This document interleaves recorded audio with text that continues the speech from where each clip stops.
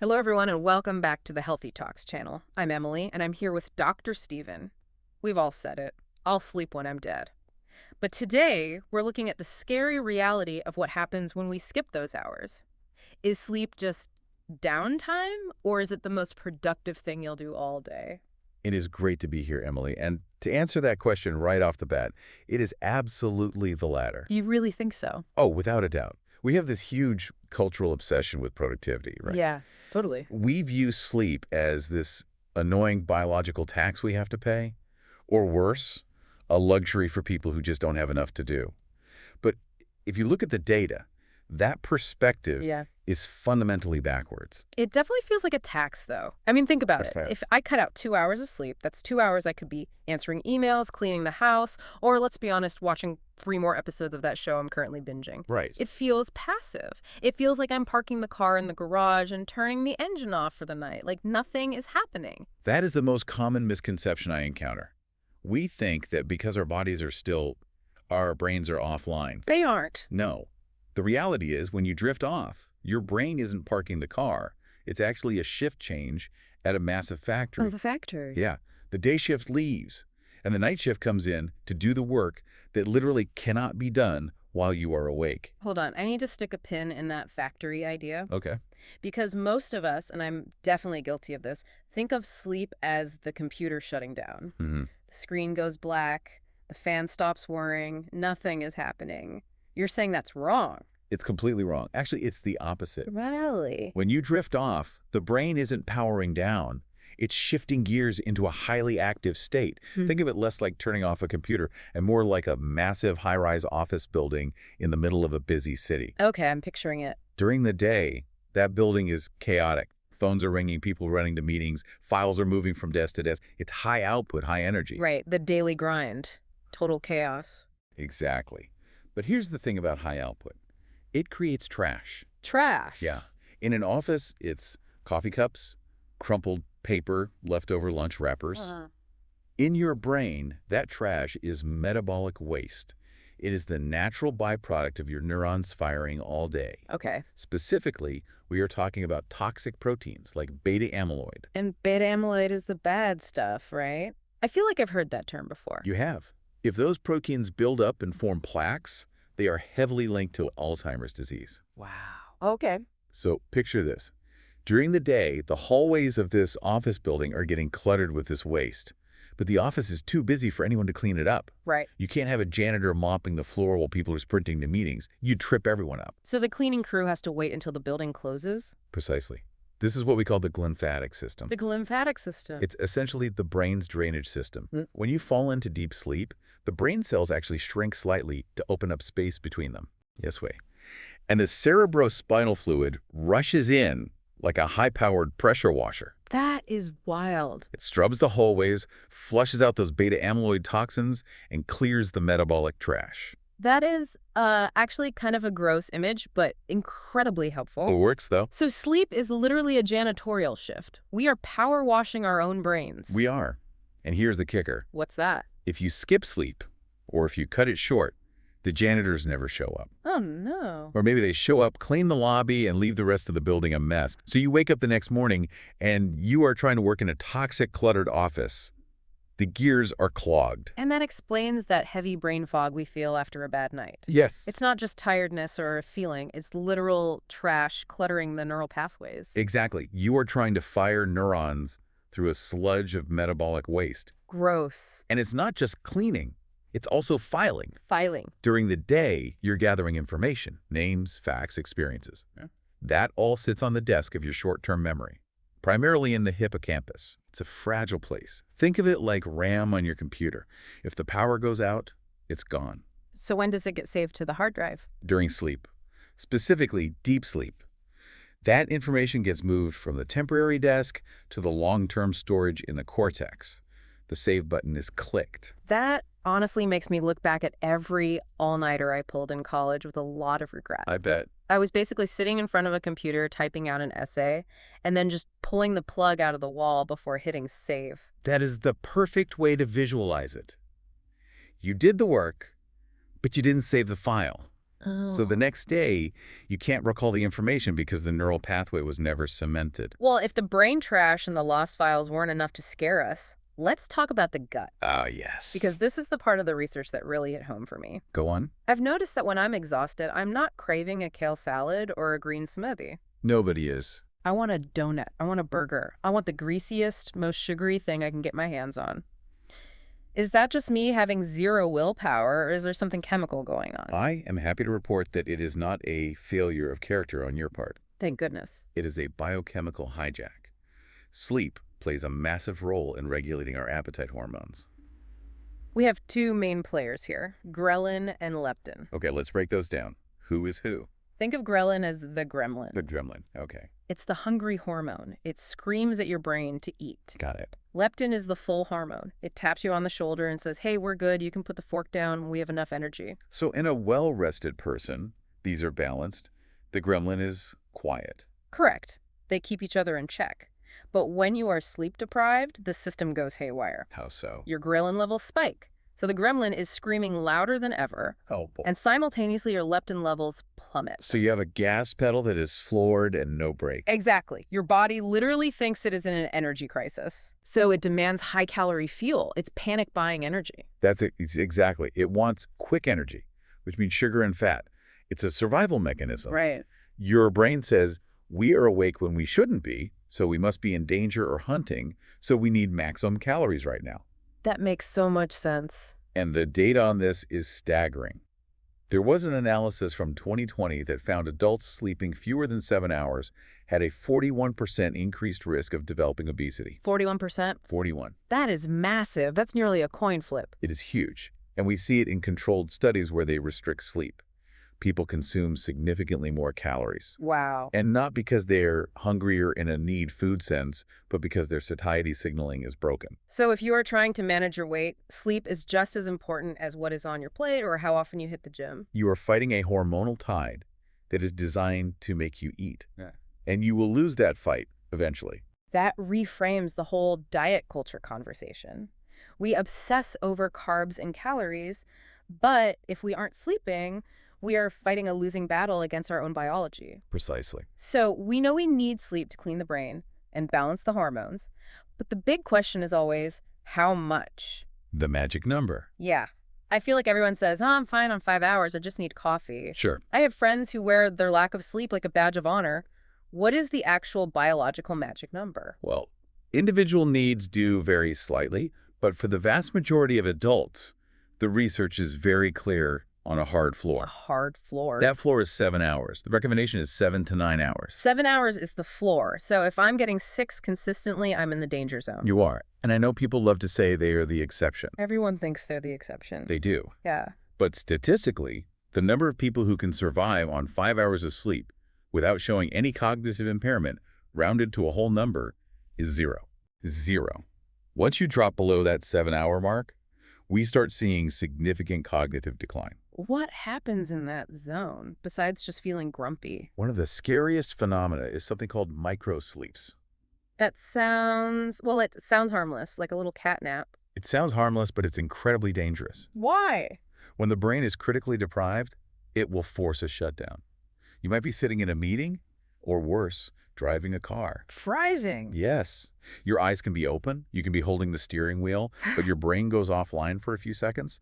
You are technically awake, but nobody is home. The sensory input isn't being processed. No. And that is terrifying, especially behind the wheel. It is. Data indicates that a sleep-deprived driver has the same poor reaction time as someone who is legally drunk. Oh, We would never let a friend drive drunk, right? never. But we let ourselves drive tired every single morning. We think we can push through, but biology always wins. That really puts it in perspective. It's not just about feeling groggy, it's about safety. It is. And I have to imagine this affects our mood, too. I know when I haven't slept, I am, let's just say, not the most pleasant person to be around. You and everyone else. This connects back to the brain structure. How so? When you are underslept, the connection between the amygdala, that's your emotional center, the primitive fight or flight part, Right. and the prefrontal cortex, the logical executive CEO of the brain, that connection gets severed. So the CEO goes on vacation and leaves the toddler in charge of the company. That is exactly it. The amygdala becomes roughly 60% more reactive to negative stimuli. 60%. Yeah. So something small happens. You spill your coffee or someone looks at you the wrong way. Uh-huh. Normally, the CEO, the prefrontal cortex, would say, it's okay, no big deal, let's clean it up. Right. But without sleep, the CEO is gone. The toddler, the amygdala, throws a tantrum. You lose the ability to regulate anger, anxiety, and sadness. That explains so much about the grumpy morning stereotype. It's physiological. It is. So we literally lose the brakes on our emotions. Right. And this impacts our social interactions, our empathy, our ability to read other people. We actually become worse at interpreting facial expressions. Really? We might think someone looks angry when they are just neutral. It isolates us. Okay. I'm going to play devil's advocate here. Please do. Because I know what a lot of our listeners are thinking. They're thinking, okay, That's I fine. have a crazy job. I have kids. I can't get 7 hours Monday through Friday. It's physically I impossible. hear that a lot. But on Saturday and Sunday, I am out cold. I sleep 12 hours. I catch up. Does that work? Can we bank sleep? The weekend warrior strategy. Nah. I wish I could say yes. It would make modern life so much easier. I feel a butt coming. But unfortunately, the science says no.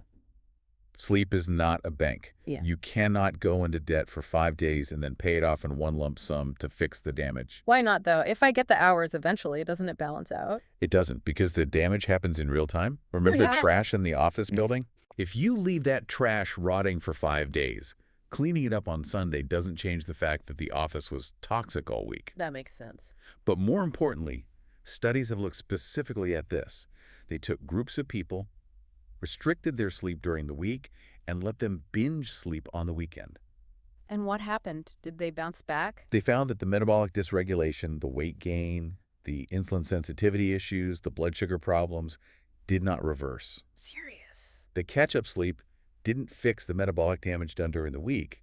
They were essentially pre-diabetic during the week, and sleeping late on Saturday didn't cure that. Wow. So the physical toll sticks around. It does. And there is another factor, rhythm. Rhythm? Our bodies run on circadian rhythms. It's not just the brain. Our liver, our muscles, our fat cells all have little clocks that operate on a 24-hour cycle. Weird. When you sleep 5 hours on Friday and 12 hours on Saturday, you are essentially giving yourself social jet lag. Social jet lag. Imagine flying from New York to London and back every single weekend. That's what you're doing to your organs. Ouch. You are confusing every clock in your body. They don't know when to release insulin, when to digest food, or when to lower blood pressure. So consistency is actually more important than just the total hours. Consistency is king. Waking up and going to bed at roughly the same time supports heart health and circadian alignment, much better than the binge and purge cycle of sleep. You mentioned heart health there.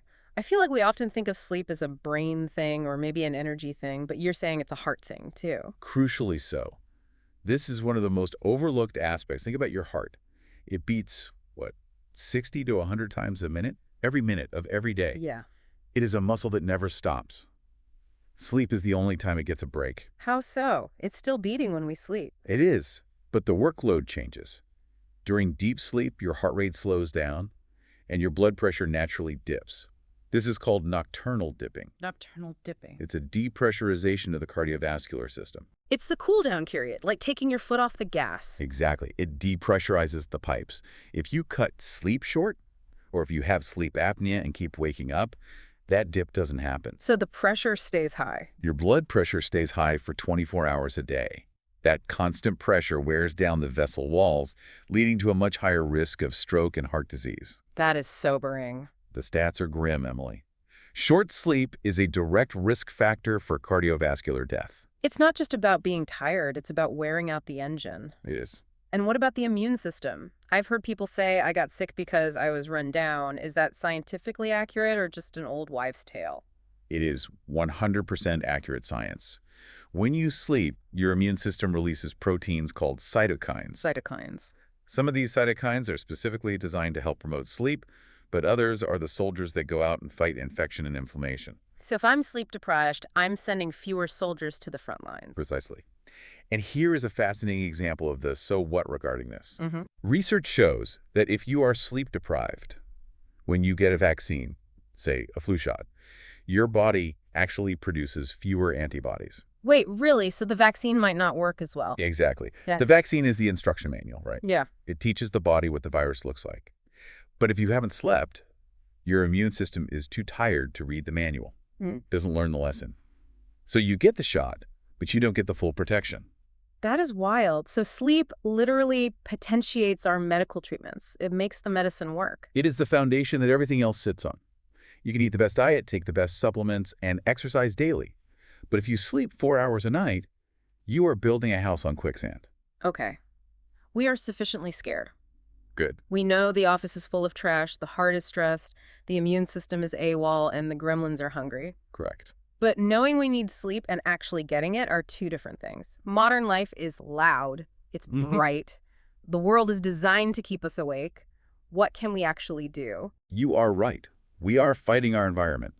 But we can fight back with what I call practical anchors. Practical anchors. The first one is environmental, temperature. Too hot or too cold? I know there's a debate. We want it cool. Your body temperature needs to drop about 2 to 3 degrees Fahrenheit to initiate sleep. If your room is too warm, it blocks that process. So crank the AC. We are talking low to mid-60s Fahrenheit. Think of a cave. Cool, dark, quiet.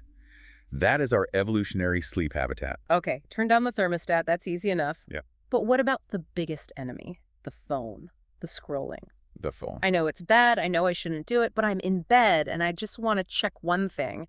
And suddenly it's 1 a.m. Tell us why this is so damaging. This brings us to the most important tip I can give you today. We call it the digital sunset. The digital sunset. I like the sound of that. Here is the science. Your brain produces melatonin to tell you it's time to sleep. Melatonin is known as the vampire hormone. The vampire hormone. It only comes out in the dark. But the blue light emitted from your phone, your tablet, your laptop, it has a very specific frequency. It mimics the frequency of the midday sun. So when I'm scrolling Instagram at 11 p.m., Your brain thinks it is noon. Chemically, your brain is confused. It sees the sun, which is your phone, and suppresses the melatonin. so even if I'm tired, You might feel tired physically, your eyes might be heavy, but chemically, your brain is being told to wake up, be alert. It's the middle of the day. so what is the prescription here? The prescription is a hard cutoff, 1 hour before bed. Yeah. Dim the lights in your house, which mimics the setting sun, and turn off the screens. No email, no social media, no Netflix. Okay, I'm going to be the voice of the listener here and say that is really hard. I know. An hour with no screens in this economy. It is tough. That's usually the only time I have to catch up on life or just decompress. It feels like a punishment. I know. It sounds like a punishment. We are addicted to the stimulation. But you have to ask yourself, is that hour of scrolling worth the brain fog, the anxiety, and the health risks the next day? Probably not. You have to give your brain the signal that the day is over. If you keep the sun shining into your eyes, the janitors never get the signal to start their shift. So we need to bore ourselves to sleep a little bit. In a way, yes. Read a physical book, listen to a podcast or quiet music, take a warm bath. It's about destimulation. That brings it all full circle. We are the janitors of our own brains. If we don't turn out the lights, the cleaning crew can't do their job. We are. We are the building managers. Okay, let's wrap this up because this has been a massive wake-up call, pun intended. Nice one. We've learned that sleep is not passive. It's an active, critical process where the glymphatic system cleans out the toxins that lead to long-term disease. And we learned that without it, our hormones hijack our hunger, making us crave junk food, and our emotional regulation falls apart, turning us into reactive toddlers. We know that 7 hours is the hard floor, not a suggestion. Right. And that you cannot bank sleep on the weekends. Consistency is the key to keeping the heart and metabolic system healthy. You're finally that digital sunset. If you do one thing tonight, turn down the lights and put the phone away an hour before you want to sleep. Give your brain a chance to save the files. I love that. Before we let our listeners go, leave us with one final thought. I think about it this way. If we spent 1/3 of our lives eating, we'd obsess over every single calorie. Oh, for sure. We'd have endless books and shows about it. Well, we do spend 1/3 of our lives sleeping. Why do we treat it like a waste of time when it's actually the very thing keeping us alive? That is a powerful way to look at it. It's not a waste of time, it's a lifeline. Thank you so much for breaking this down for us. My pleasure. Sleep well. And thank you all for listening to the Healthy Talks channel. We'll see you in the next deep dive.